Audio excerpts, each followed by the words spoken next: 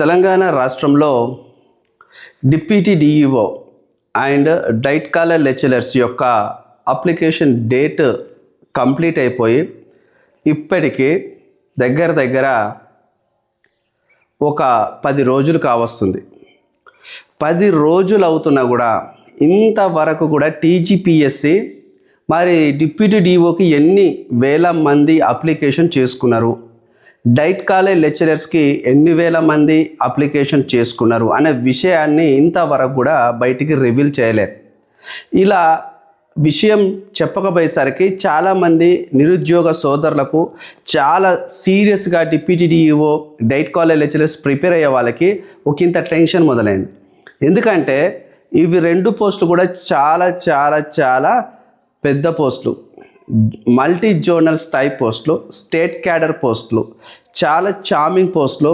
తొందరగా ఆ యొక్క ఉద్యోగాలలో ఉద్యోగం పొందిన వారికి ప్రమోషన్స్ వచ్చి చాలా ఉన్నతమైన స్థాయికి వెళ్ళి ఇంకా విస్తృతమైన స్థాయిలో సర్వీసు, ప్రజాసేవ అండ్ సర్వీస్ చేసుకున్న ఉద్యోగాలు అన్నమాట.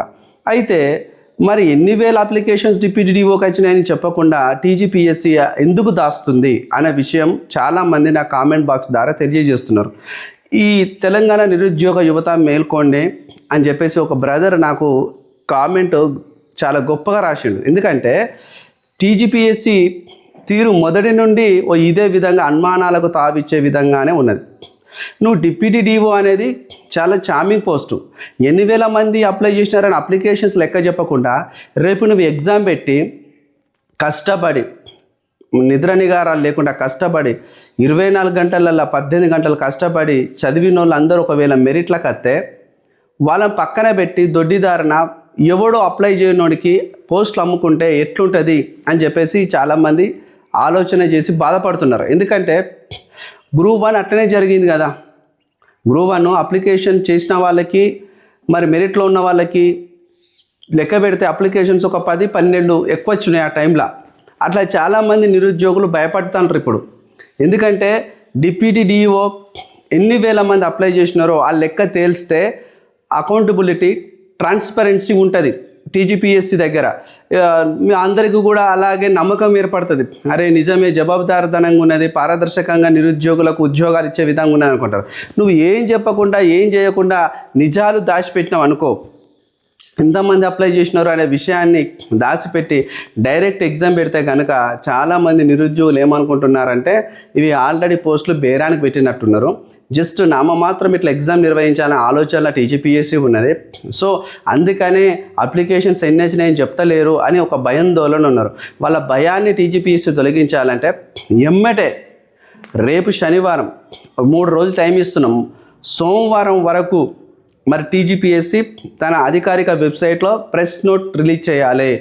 మరి డివైఈఓకి డిప్యూటీ ఎడ్యుకేషన్ ఆఫీసర్కి ఎన్ని వేల మంది అప్లై చేసినారు, డైట్ కాలేజ్ లెక్చరర్స్కి ఎన్ని వేల మంది అప్లై చేసినారు, ఒక ప్రెస్ నోట్ రిలీజ్ చేస్తే మా అందరికీ కూడా సంతోషం అవుతుంది, అప్లై చేసిన వాళ్ళందరికీ కూడా. లేకపోయి ఉంటే టీజీపీఎస్సీకి ఎంత చెడ్డ పేరు మూట కట్టుకుంటుంది అంటే ఆల్మోస్ట్ దానికి ఉన్న దరిద్రమైన పేరు ఉన్నది, ఇంకా దరిద్రమైన పేరు మూట కట్టుకుంటుంది.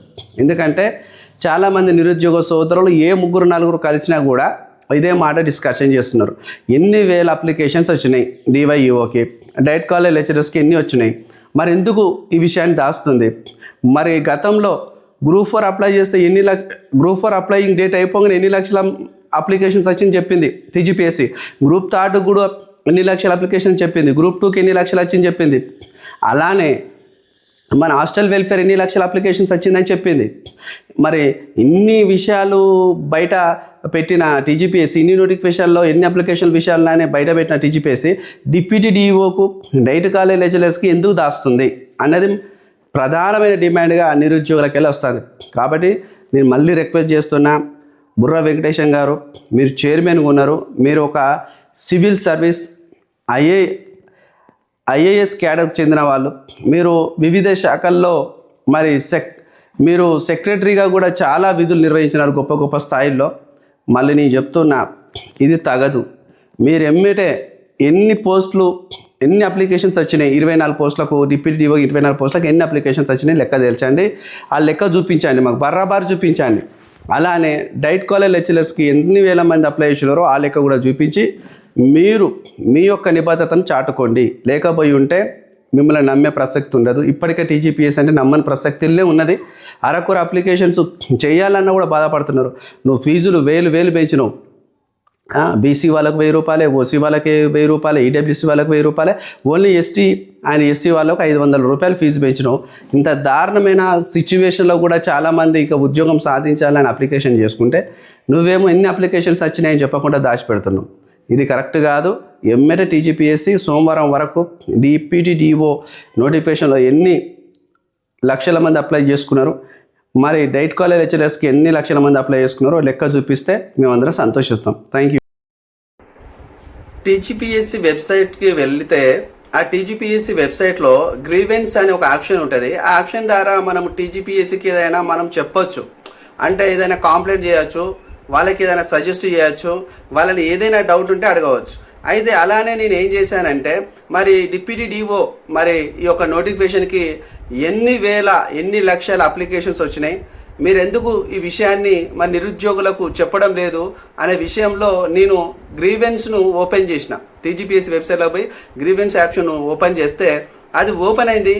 దాంట్లో నేను నా యొక్క టీజీపీఎస్సీ సంబంధించిన ఐడి నెంబర్ వేసిన తర్వాత, నా డేట్ ఆఫ్ బర్త్ ఎంటర్ చేసిన తర్వాత క్యాప్చా ఎంటర్ చేస్తే అది ఓపెన్ అవ్వట్లేదు. మనము ఏది దానికి చెప్పాలి, ఏదైతే చెప్పాలనుకున్నామో ఆ విషయము రాసి సబ్మిట్ చేద్దామంటే అది కుదరట్లేదు. అంటే ఆ గ్రీవెన్స్ అనే ఆప్షనే పనిచేయట్లేదు, అది వర్కింగ్లో లేదు. మరి టీజీపీఎస్సీ వెబ్సైట్లోనే ఒక ట్రాన్స్పరెన్సీ లేదు, అకౌంటబిలిటీ లేదు. మరి ఎట్లా నమ్మాలి?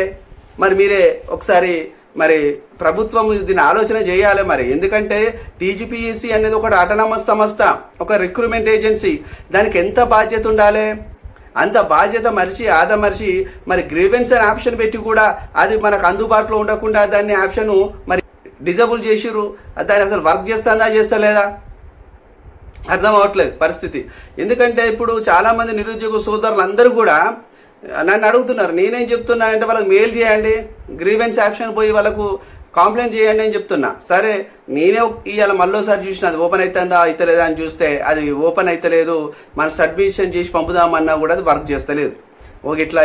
ఇట్లా ఉంది టీజీపీఎస్సీ తీరు. ఈ విధంగా దౌర్భాగ్యంగా మరి నిరుద్యోగుల ఉసురు తగిలి మరి ఏమైపోతుందో నాకు అర్థం కాని పరిస్థితిలో ఉన్నది. ఎందుకంటే ఇప్పటికే నోటిఫికేషన్ లేవురా అని చెప్పేసి నిరుద్యోగులు రోడ్డెక్కి కుర్రో మొర్రో అని లొల్లు పెడుతూ రేవంత్ రెడ్డి సర్కార్ పైన శాంతియుతంగా ధర్నాలు చేసిన రేవంత్ రెడ్డి పట్టించుకోడు.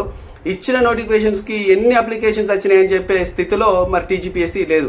ఎందుకు మరి టీజీపీఎస్సీ దురుద్దేశం ఏమైతే దాగి ఉన్నదో నాకు అర్థం అవ్వట్లేదు. డిప్యూటీ డిఈఓకు ఎన్ని అప్లికేషన్స్ వచ్చినాయో సోమవారం వరకు కనుక చెప్పకపోయి ఉంటే టీజీపీఎస్సీని ముట్టడించాల్సిందే. ఎందుకంటే దాని దురుద్దేశం ఏందో బయటపడాలి. ఎందుకంటే మరి ఎందుకు దాచిపెడుతుంది, ఎవరి కోసం దాచిపెడుతుంది, ఎవరికి ఉద్యోగాలు ఇవ్వాలని దాచిపెడుతుంది, ఎవరిని వెనకేసుకొద్దామని దాచిపెడుతుంది అనేది మరి తేట తెల్లం కావాలి కదా మిత్రులారా. నా యొక్క వీడియోకి నిజంగా మీరు సపోర్ట్ చేసినట్టయితే కామెంట్ ద్వారా తెలియజేయండి.